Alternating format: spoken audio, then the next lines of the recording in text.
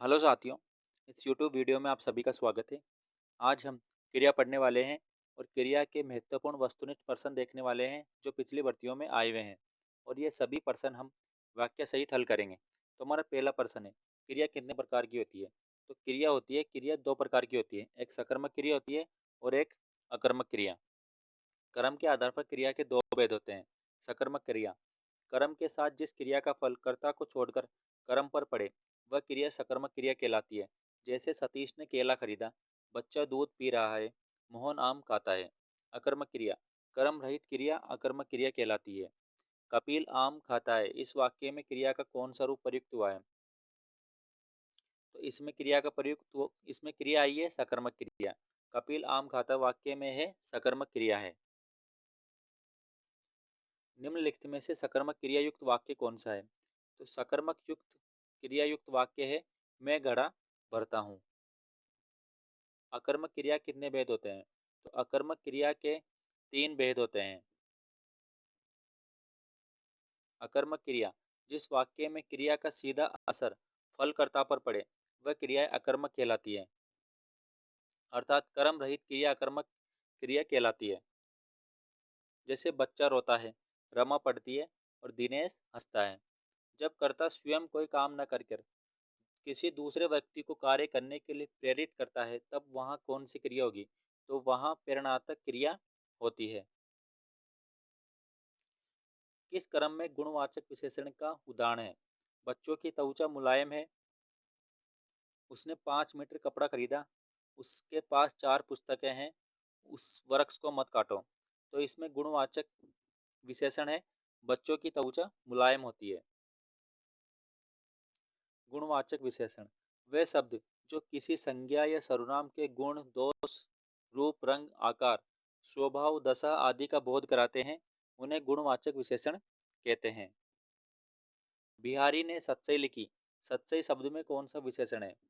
तो सच्चाई में विशेषण है संख्याबोधक। संख्यावाचक विशेषण, जो शब्द संज्ञा या सर्वनाम की संख्या स्पष्ट करे वे संख्यावाचक विशेषण कहे जाते हैं। निश्चित संख्यावाचक, दो, चौथा, पहला, तीन आदि निश्चित संख्यावाचक विशेषण कहलाते हैं। निश्चित संख्यावाचक विशेषण और एक होता है अनिश्चित संख्यावाचक विशेषण। लेकिन निश्चित संख्यावाचक विशेषण के 6 भेद होते हैं। इसमें पहला है अंकबोधक, जैसे 1, 3, 5, 7, आधा, सवा, डेढ़। तो ये अंकबोधक विशेषण है। क्रम बोधक, पहला, चौथा, 11वां, छठा और 20वां। अगला है आवर्ती बोधक, जिसमें गुणन का बोध हो, जैसे दुगुना, चौगुना, इकेरा और दोहरा। समुदाय बोधक, इसमें एक समूह का बोध होता है, जैसे इकट्ठे समूह का बोध हो, जैसे दोनों, तीनों, चारों, सबके सब। और है समुच्चय बोधक, इसमें दर्जन, युगम, जोड़ा, सैकड़ा और शतक, चालीसवां, पचासवां आदि का बोध होता है। प्रत्येक बोधक, इसमें प्रत्येक, हर कोई, कोई कोई, एक एक आदि इस प्रकार का प्रयोग होता है प्रत्येक बोधक में।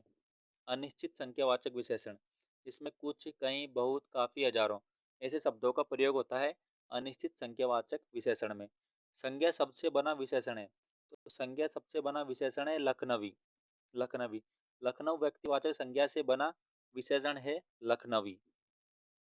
सार्वनामिक विशेषण है, तो सार्वनामिक विशेषण संज्ञा के पहले आते हैं। वे सर्वनाम शब्द जो विशेषण के रूप में किसी संज्ञा या सर्वनाम की विशेषता बताते हैं उन्हें संकेतवाचक के सार्वनामिक विशेषण कहते हैं। ये किताब उठा लो, कोई आदमी मिलने आया है। निम्नलिखित में से संज्ञा विशेषण हेतु असंगत विकल्प का चयन कीजिए।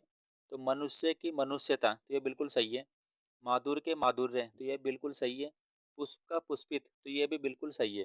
राजकाज, तो हमारे तो यह है गलत ऑप्शन है, तो हमारा सही आंसर है ऑप्शन 4।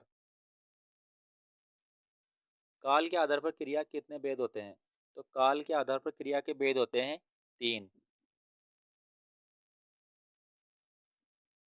अब हमें वाक्यों को सुमेलित करना है क्रिया से। जैसे राम रोटी खाता है, तो ये कौन सी क्रिया है? तो यह है राम रोटी खाता है, तो यह है सकर्मक क्रिया। वंदना पढ़ती है, तो वंदना पढ़ती है, तो यह है अकर्मक क्रिया। शिक्षक विद्यार्थियों से किताब पढ़वाता है, तो यह है प्रेरणार्थक क्रिया। प्रेरणार्थक क्रिया में खुद काम न कर कर दूसरों से करवाते हैं, उसे ही प्रेरणार्थक क्रिया कहते हैं। वह लड़का चल बसा, तो यह है संयुक्त क्रिया। किसी कार्य को करने या होने का बोध कराने वाले शब्द क्या कहलाते हैं? तो किसी कार्य को करने या होने का बोध कराने वाले शब्दों को कहते हैं क्रिया। निम्न में से अकर्मक क्रिया है, तो अकर्मक क्रिया है हंसना। हंसना एक अकर्मक क्रिया है। परिभाषित करना, क्रिया युक्त शब्द किस व्यवहारिक उद्देश्य से संबंधित है? तो परिभाषित करना क्रिया युक्त शब्द संज्ञानात्मक उद्देश्य से संबंधित है। निम्नलिखित में से सकर्मक क्रिया युक्त वाक्य कौन सा है? तो सकर्मक सकर्मक क्रिया युक्त वाक्य है चंदन ने सब्जी खरीदी। तो हमारे क्वेश्चन का आंसर होगा ऑप्शन 4। राम पुस्तक पढ़ता है, इसमें कौन सी क्रिया है? तो राम पुस्तक पढ़ता है, इसमें है सकर्मक क्रिया। और ये एलडीसी एग्जाम 2018 में पूछा गया प्रश्न है। डाकिया चिट्ठी लाया, वाक्य में क्रिया का कौन सा भेद प्रयुक्त हुआ है? तो डाकिया चिट्ठी लाया इस वाक्य में है सकर्मक क्रिया। निम्नलिखित वाक्यों में से अकर्मक क्रिया वाक्य कौन सा है? तो अकर्मक क्रिया वाक्य है ललिता सो रही है। बाकी सभी वाक्य सकर्मक क्रिया युक्त वाक्य हैं। निम्नलिखित में से किस वाक्य में सकर्मक क्रिया का प्रयोग हुआ है? तो सकर्मक क्रिया का प्रयोग हुआ है अनु ने दूध खरीदा। यह एक सकर्मक क्रिया युक्त वाक्य है। निम्नलिखित में से सकर्मक क्रिया वाले वाक्यों का चयन कीजिए। राधा भी जयपुर होकर आई, रवि केला खाता है, सांप रेंगता है, अब मैं क्या करूं? तो इसमें सकर्मक क्रिया युक्त वाक्य है रवि केला खाता है। पूर्वकालिक क्रिया के सही विकल्प चुनिए।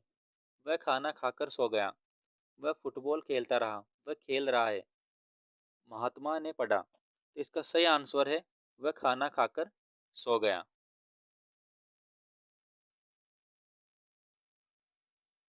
मूल अकर्मक धातुओं के साथ प्रत्यय जोड़कर बनाई गई क्रिया युगम कहलाती है। अकर्मक, संयुक्त, सकर्मक या द्विकर्मक धातु। तो इसका सही आंसर है संयुक्त क्रिया। मूल अकर्मक धातु के साथ प्रत्यय जोड़कर बनी संयुक्त धातु या संयुक्त क्रिया होती है, जैसे रोना, रोना पड़ा। वह दौड़कर चलता है, वह दौड़कर चलता है वाक्य में क्रिया है। तो इसमें क्रिया है पूर्वकालिक क्रिया। वह दौड़कर चलता है, इसमें क्रिया है पूर्वकालिक क्रिया है।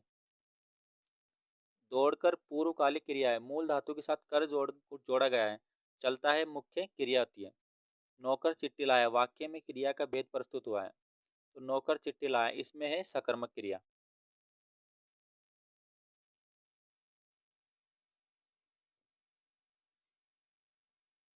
निम्नलिखित में से कौन सा वाक्य अकर्मक क्रिया को दर्शाता है? रमेश ने सुरेश को पुस्तक दी, माली पेड़ों को पानी देता है, वीणा सामान लाती है, बच्चा जोर से रोया। तो बच्चा जोर से रोया एक अकर्मक क्रिया है। अकर्मक क्रिया में कार्य का सीधा फल कर्ता पर पड़ता है। हिंदी में रोना शब्द अकर्मक क्रिया के रूप में प्रस्तुत होता है। ऐसे ही अन्य क्रिया शब्द है जैसे सोना, बोलना, जागना, नहाना, तैरना आदि। जो क्रिया का कर्म बोध नहीं कराती है उसे कहते हैं अकर्मक क्रिया। जो क्रिया कर्म का बोध नहीं कराती है उसे अकर्मक क्रिया कहते हैं।